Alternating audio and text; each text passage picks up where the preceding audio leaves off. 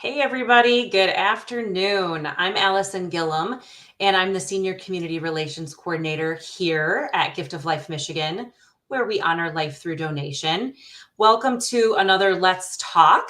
We like to do these segments to have conversations about various things related to organ and tissue donation. And today we're going to talk about National Minority Donor Awareness Month. August is dedicated to bringing heightened awareness to donation and transplantation in multicultural communities, with a primary focus really on the African American, Hispanic, Asian Pacific Islander, and Native American communities.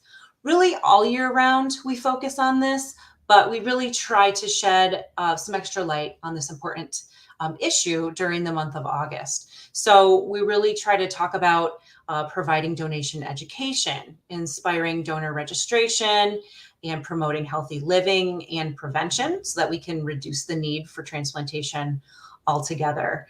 So really this month, National Minority Donor Awareness Month, it's really a critical effort to drive positive messages that are needed for minority communities to make the decision for organ, eye, and tissue donation. So I am very excited today that I have the privilege of talking with two incredible women from Grand Rapids, where I'm from, who are committed to achieving healthcare parity for the African American community here. I am really grateful that I was able to talk them into joining me today, that they've agreed to join me to share their perspectives on organ and tissue donation. It's going to be really great. So if you will help me welcome Ashley Jones.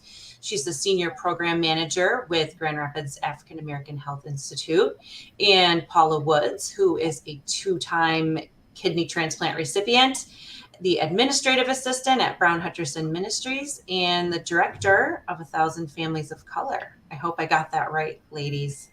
Welcome. Thank you both for being here today. I appreciate it. Thank you for having us. Yes, thank you. It's a pleasure. Yeah, it's going to be a good convo. And to all of you too who are watching, maybe you're watching live or you're catching us on the replay, we want you to join our conversation too. Please, by all means, leave us a note below, show us some love, share the video with anybody you think that could benefit from hearing this conversation today.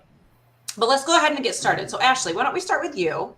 Tell us a little bit about yourself and the work you do at Grand Rapids African American Health Institute, or GRAHI, as most of us here in this area know it. And then too, if you want to kind of add in there, if you have a connection to donation that you'd like to share, please do. Okay. Well, like Allison stated, thank you again so very much for having me. It's a privilege to be a part of the conversation and to represent our organization. As she stated, I do serve with the Grand Rapids African American Health Institute. Recently, I transitioned roles just a little bit. This is very, very recent. So I now serve as the Health Initiative and Community Engagement Manager, which means that my hat has many other hats now, which also gives me an opportunity to engage with the community that much more. So I'm very, very excited about that, especially with this type of work. And it's important. It's critical work, I believe, because there are so many people that they don't even know or understand how important organ donation and tissue, how important it really is. There are so many components of it. And I think that sometimes there's a little bit of fear behind it. So people don't always seek out the information. So this conversation and conversations such as this, hopefully, will continue to educate the public. There at GRAHI, I've been there now about almost 3 years. I am a transplant from the east side of the state. So Grand Rapids has been home now for about 10 years. Welcome to the west side, to the best side. Yeah, but there's still parts of me that's like I just kind of miss the east side a little bit. But my biggest tie to the east side, not only just being born and raised there, but also the majority of my family is there, including my niece. I have my oldest niece; she's 14, and she is just as spoiled as the day is long, and I love it because it's probably my fault she is. But she also is currently in need of a liver. So you can only imagine being 14 and having all these health concerns and all of these things that's going on. And now she's starting high school. So conversations like this are just that much more important because she is matriculating through life in a very different way. Like being a teenager is already rough, but then when you add health concerns on top of it, it's a lot for her to digest and for my sister and brother-in-law. So I just really think that this is super important. You know, us as Grad High, we serve the underserved and marginalized populations. So there's a lot of persons within that group that need access to this information. They need to know how to speak for themselves, what questions to ask, where to go, what to do. So opportunities such as this are very, very valuable. So again, thank you for having me. Oh, thanks for being part of the conversation. You guys are a very important voice, a respected voice in the community. So I appreciate you having a seat at the table for this and sharing your perspective. Definitely. Thank you. All right, Miss Paula, it's your turn. Why don't you tell us a little bit about your work and also a little bit more about your story as it relates to transplant? I am the administrative assistant at Brown Hutcherson Ministries. I have been here probably altogether about 10 years. Worked here for a while, had a kidney transplant, and then went back into the corporate world and then had to have another one and came out, and I've been here ever since. I'm also actually program manager for 1,000 Families of Color. And in 1,000 Families of Color, we try to help those who are also are underserved and marginalized in trying to get them into homes, first time home buyers, and just trying to help them with their credit, help them to know the ins and outs and things that can help or hurt them in their fight to try and purchase a home. I just turned 63 on Saturday. I'm the mother of 3, 2 boys and a daughter, and a grandmother of 4 boys. Been married for 29 years on the 14th. And so that's me. I had a kidney transplant in 2000. It was donated by my brother. And I again had another kidney transplant in 2013, who was donated by my coworker whose son was killed in an motorcycle accident. When my kidneys failed and I was diagnosed with the disease, I had already lost 75% of the function of my kidneys. Walking around, just living life, doing my thing, and in all honesty, had no clue what a kidney was and what it did and why it was causing me grief. But I found out, did what I had to do, and here I am today.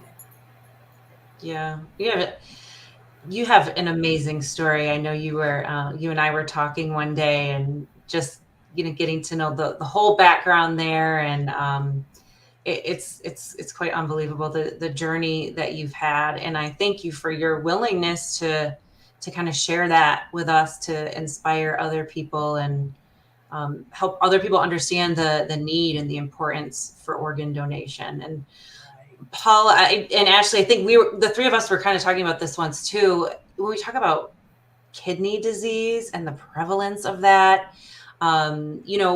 just the waiting list here in Michigan, there are about 2,400 people in need of an organ transplant, and over 80% is people waiting for kidneys. So, and then when we talk about just you break it down to the kidney transplant waiting list, close to 40% are individuals from the African American community. So this is definitely an important thing to talk about, but not something, I think, Ashley, as you were kind of alluding to, it's not something people just wake up wanting to know about, wanting to talk about. It's uncomfortable for a lot of people to have these types of conversations around this, which coincidentally, I think makes it even more important to do, right? So let's talk about a little bit about the importance of having candid or just a conversation at all about organ donation. What are your thoughts on that? And I don't know, Ashley, if you want to go first. Well, I think that the conversation is critical, but before it goes to a public platform, there has to be space to talk about it privately. I think that it's important that families talk about what that looks like. and just the basic, like, what does it even mean? Is this something that you're interested in? My son, when he got his driver's license, the very first question I asked him was, hey, they're going to ask you if you want to register to donate your organs. And his mind immediately went to a fretful place. Mm-hmm. And he's like, well, if they're asking me that, does that mean like if something happens? So it goes to the far end of the spectrum that something happened, right? There's been a death, there's been a demise. So now we've got to make those kind of decisions. He's like, Mom, that's really morbid. I'm like, no, it's not actually. So we started to kind of talk about the conversation, talk about it at home, and then I made it make sense for him. I have an uncle that was, like Paula, a recipient of a kidney. And I remember watching him for 13 years waiting for a kidney. I remember watching him go through dialysis. I remember him in and out of hospital being sick. Like, all these things happened. And I was a teenager at the time when he finally got the donation. So that means that most of my life I had watched him struggle with this. So I kind of helped my son to understand that it's important for us to talk about this because, you know, God forbid something does happen, right? We want to know where your thoughts are, but something detrimental does not have to happen to you to be able to be a blessing to someone else's life. And that's ultimately what it is, right? Each and every person on the face of the earth has an opportunity to be a blessing to someone in some capacity. And this just happens to be one of those ways. I believe that is one of the most selfless things you could do. And I also believe that it has the ability to change and transform lives in a way that someone would never even understand. But again, the conversation needs to start at home. Start talking about, you know, what does it mean to be a donor? What questions should you ask? How do I take care of my body if I want to be a donor, right? Though there's all of these things that I think are necessary, but that conversation most definitely has to start at home. Agreed. Yeah, there's lots of levels to it, right? But that's a good place to start. Paula? Yes. She's right. It does. It needs to start at home. I think that with a lot of the people that we have right now waiting for kidneys, it may be a little too late to have that conversation at home because they're hit with the fact that your kidneys are failing. And what do? You know, even with me, I can't donate a kidney, but I can donate other parts of my body should something happen. My eyes, you know, my skin, heart, whatever else is working that's left, I can donate. And I have discussed this with my husband and with my children. So they know that I want, even though my kidneys won't be able to be used, they know that I want the rest of my body to go basically to science, if you would say that. Because I don't know that with the kidney failure, it has affected as far as the rest of my organs are concerned. But certainly take my body and use it for whatever you can use it for. But yeah, the conversation needs to be had at home if that time persists. But there are so many, like you say, the numbers are so great right now. People don't even get an understanding as to why their kidneys fail, be it high blood pressure, diabetes. We have people with lupus who are on dialysis. People who have, my kidney failure came from a disease called FSGS. And I used to say I was the healthiest fat person I knew because I had no high blood pressure, had no diabetes, no high cholesterol. But then I got this FSGS, which is an inflammation or scarring of the nephrons of the kidneys. So then you have things like that just come out of the blue and you have no idea why. And you're faced with that. So you just kind of have to meet people where they are and try and help them figure out what it is they want to do or need to do. And maybe then they can have the conversation if it's not too late with somebody else. Yeah. And just as those conversations at home are necessary, public platforms are just as important, because sometimes people will they may not have the courage to do a one-on-one, but they may have the courage to come to a group setting, right? Where the information is being shared out. because there's a level of comfort in that space, knowing that, well, there are others that are here. They may know, they may not know, but they're here where I am. So at least we're all here together. So, I think that there are several different ways, to Paula's point. There may not have been time to have that conversation. So that's why these platforms and these very public conversations are necessary, because someone who knows, they might be tuning in and they just recently got diagnosed with, right? Or they just were made aware of, or a family member like, well, this is what needs to be done. They may not even know that Gift of Life even exists yet. Like, you never really know where they are in the process. So with every conversation comes an opportunity for information, because you don't know what you don't know. I love that. Mm-hmm. Yeah, great point. Great point. So what kinds of things do you hear in your community about organ donation? And we can keep it real here. Like if this topic comes up, or you ever, hear people talking about it, what kinds of things are people saying? I think Ashley hit on it earlier. Fear is a big Fear. one. And recently, Grahi did blood donations here at the church. Mm-hmm. And we had a lot of people outside, and they were terrified even to give blood. And that's the matter of a needle, Mm-hmm. And I think, to me, giving blood is one of the easiest things that you can do to help the community at large, because you just never know when someone may be in an accident and need your blood type.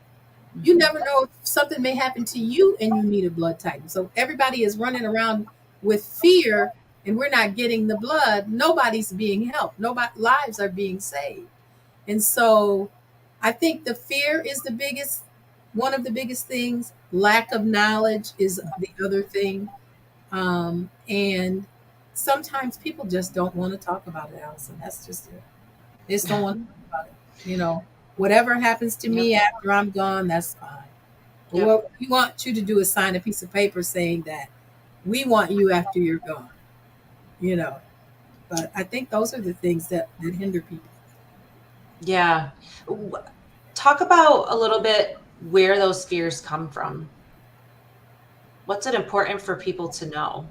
I think that, it obviously comes from somewhere, I think lived experience, history.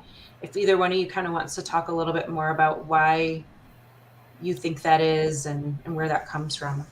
I think a lot of the fear that the African American community has with donations, or even having the conversation about it, is a severe mistrust of the medical profession. They just don't trust it.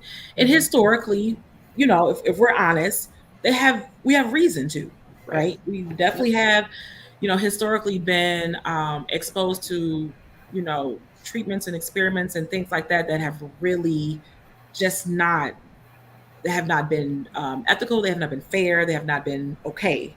But with that being said, that's all the more reason to become educated. That's all the more reason to do the fact finding. I think that that's all the more reason to push forward and push the needle forward, we'll say. So my grandmother's experiences, she walked through those experiences, and then she gifted that to me, right? She's able to tell me what she endured as an African American woman, in the 20s and the 40s and the 60s, right? These are times that I did not exist yet. I have two choices now, being a mother myself. I can either continue to perpetuate the fear, or I can take the knowledge and the wisdom from what she's endured, do my homework, educate myself, and then teach my children to make informed decisions, not teach them to live in fear. Someone has to break the cycle, right? So Ashley has a responsibility to both my grandmother, mother, to my daughter and granddaughter that I have yet to even see in the earth realm, right? To make sure that we're taking this information and the wisdom and applying it.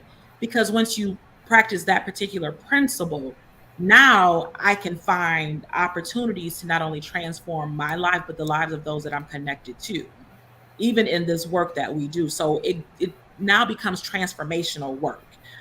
It breaks cycles, and it also will then permeate into other areas of your life, right? As an African American community, we have to, in a sense, take the bull by the horns, in a sense, and make a decision um, that this is how we're going to move the needle forward. And if there's enough of us that are willing to do the hard work, then we'll be able to, have a different kind of conversation in the future, where the population that needs donations won't be so heavily, the percentages won't be so high for the African American population, because we've educated ourselves, we've made decisions. But that fear and that mistrust is something that, number one, has to be acknowledged. We have to, it is.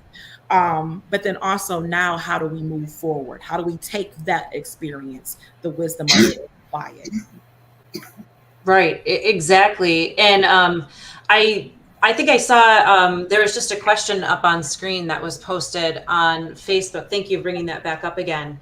And one of the original Grahi board members, thank you, and thanking both of you for sharing your stories today. So I was actually going to ask you a question very, very similar to this. Great question. So going forward, what would you like to see done to educate the community? Similarly, I was going to say, so how do you think we should approach this, right? Like, how do we approach having these conversations, or what would you like to see the conversation look like?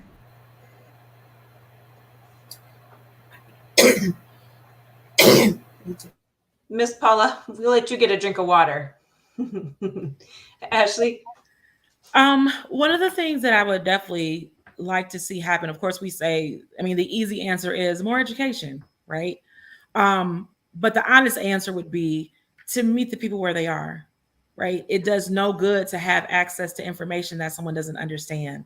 So let's meet our community where they are, help them to understand what we're saying. I mean, the general person that's going in, they don't have a doctorate's degree. They're not a doctor of medicine. That's why we go to the doctor sometimes. Mm-hmm. So I think that is important to make the information accessible, meet our community where they are, and then be patient. Like, be patient with the educating process. Mm-hmm. I really, really think that that's important. It takes time. It takes repetition. It's not a one and done. And then there's also not an all size, one size fits all approach to how we educate the community. So I would love to see how the educating efforts are done in various ways, even from children, right? Let's start there, right? I know that we automatically think that, when you're a kid, I give you coloring books, I give you flashcards, I give you like shapes and colors, and it's very simple, right? But for someone, for a 3-year-old, it's not simple because they've never done it. But over time, it becomes a little bit easier. But when you're doling out information to someone that does not understand it, this is their first go around with it, I most definitely think that it would definitely be helpful to simplify it, make it easy, make it digestible. Make it so that when I take in the information, I can easily share that information out in a manner that someone else can understand it. Mm-hmm. Excellent point. I think those of us in the organ procurement organization space, we're so close to it, right? Like we know this. Why wouldn't everybody want to be an organ donor? It's so great. And excuse me, like you were saying, Ashley, I think we really need to take a step back to ourselves and think like, no, not people don't have the same knowledge we have. And how can we be tailoring what we're saying, or how can we bring knowledge and meet people where they are? So I think that's a really important point. Paula? I missed it because I ran out, but I was just thinking, like I said before, I had no clue about even what the kidneys were for my body. And never even thought about organ donation, or nor had I even heard of it until it was time for me to get a kidney.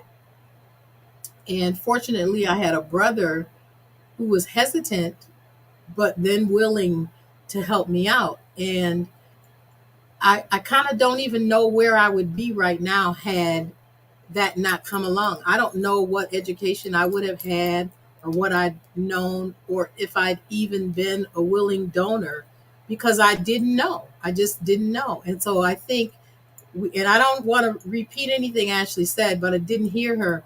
But we've got to inform the community somehow. If we do some forums or something and have people come in and just talk about it, would be a good idea to have some people who have gotten organs, some people who have donated organs, just for people to see what that public looks like.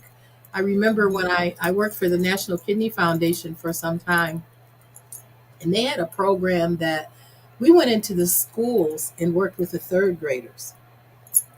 Excuse me. And I would went in and took the coloring book and the crayons, and we were talking about kidneys, and I had to do a presentation to where they would understand it. And I'm like, okay, I read this book, it's elementary, but like you say, for a child who doesn't know, or anybody who doesn't know, they're not going to figure it out. So I figured out a little dance to do with them, and I told them that their kidneys were washing machines. And I had everybody in the class just kind of jiggling, and these are how your washing machines work. And you have to make sure that you drink plenty of water, eat lots of fruit and lots of vegetables, and get plenty of rest, so that these washing machines will continue to clean your body out. And they were receptive of it. And when I left, they were still washing, still twisting and turning. The older generation is not going to, take it like that, but we're going to have to figure out some way to get them together and just show them. Let them see somebody who's had a transplant. Let them see somebody who's given an organ, and see that it is not as bad, or there's no reason for them to fear. Yeah. That's a brilliant idea. Like that approach, because that's a moment that those third graders, they won't forget. And I'm sure, like I bet my bottom dollar that they went home to tell somebody about it. They did. I wish I'd been in I guarantee you when I was in third grade, you were not doing those presentations, but I really wish I could sit in on one of those classes. Yeah, I can just see the room, right? Like that's a wonderful way to meet those students where they are, right? In an engaging way that resonates with them, out of right? it. I'm sorry. Yes. No, that's exactly, Ashley. It's exactly right. So I love that. And I know we're just about out of time here. Maybe if you guys both of you want to leave us, and I know we've kind of been talking about this, but like if we were to pick one thing right now, just to get started, encouraging people to think about this, or have these conversations, or maybe just want to learn more, what do you think's like the best thing we could do, like right now, today?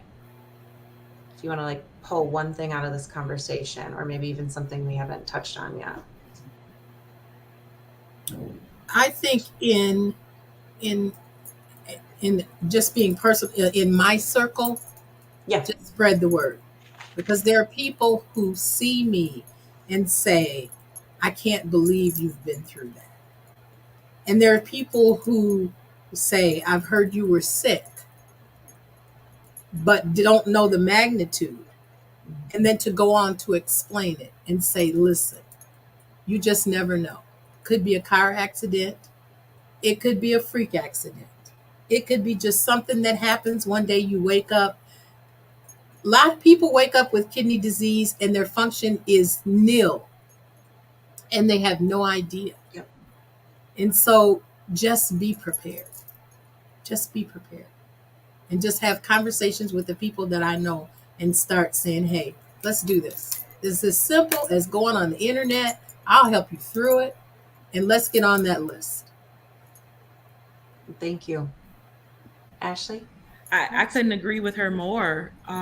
It basically just boils down to um, acknowledging and seeing yourself as a gift.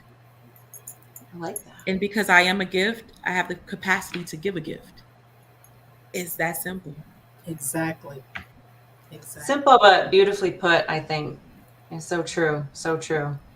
Well, I could probably talk to both of you the rest of the afternoon, but I will wrap it up here. I greatly appreciate you both taking the time to chat with me and have this conversation so that other people can benefit from it. I know that there are people out there who will benefit from hearing your stories and what both of you have to say. So thanks again for taking the time to be here and helping us too.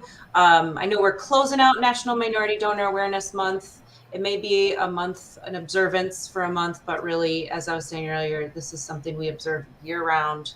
It's important all the time, right? So thanks for lending your voices to be a part of the conversation today. I appreciate you both. And thank you to all of you who've tuned in. And it's not too late to show us some love, like or love our post, or share this video with your friends. All right, everybody. Thank you again for watching, and we hope you have a wonderful rest of your day. Bye-bye. Thank you for having us.